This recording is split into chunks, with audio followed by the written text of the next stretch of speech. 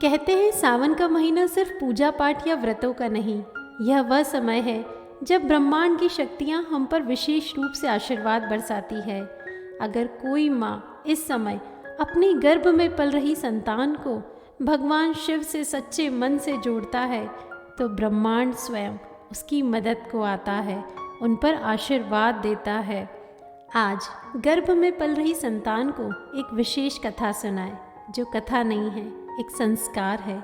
भगवान भोलेनाथ के प्रिय नागराज की है। यह कथा नाग पंचमी की है, नागों के पूजन की है।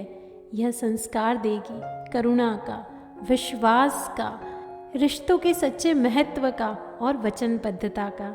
आइए विशेष कथा प्रारंभ करते हैं। सभी माताएं शांत भाव से बैठ अपने दोनों हाथ अपने गर्भ पर रख लें, अपनी संतान का ध्यान करें, उन्हें प्रेम से कहें, आओ मेरे बच्चे, आज मैं तुम्हें एक विशेष कथा सुनाती हूँ।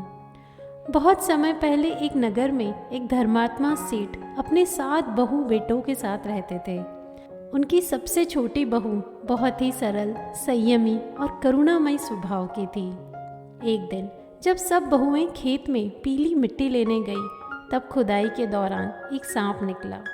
बड़ी बहू उसे मारने लगी, लेकिन छोटी बहू ने हाथ पकड़ लिया और कहा, मत मारो, यह भी एक जीव है, महादेव के प्रिय नागदेव हैं।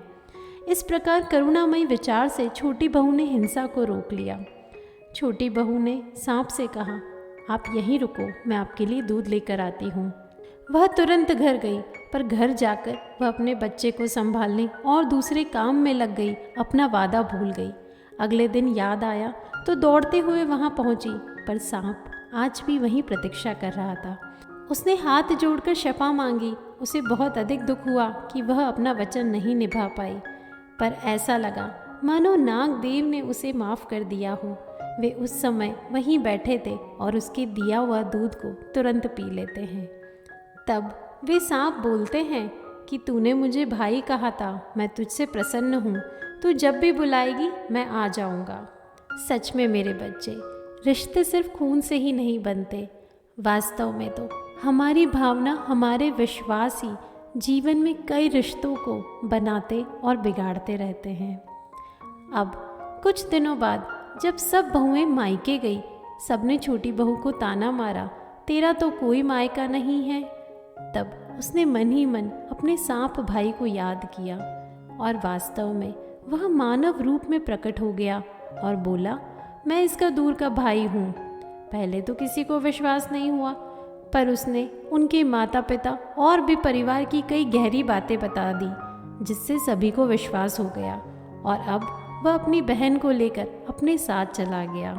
वह उसे नागलोक ले गया, जहाँ सोना, चांदी, हीरे, जवाहरात का ढेर लगा हुआ था। वहाँ उसकी नाग माता ने भी उसे अपनी बेटी जैसा प्यार दिया। विदा के समय उसे ढेरों गहने, हार और सोने की झाड़ू तक दे दी। जब यह समाचार नगर में फैला तो रानी को बहुत आश्चर्य हुआ। उसने राजा से कहकर उन गहनों में सबसे कीमती हार मंगा लिया, परंतु जब रानी ने उसे पहनना चाहा तब वह हार सर्प बन गया। रानी बहुत अधिक डर गई, लगा ये तो कोई जादू मंत्र है।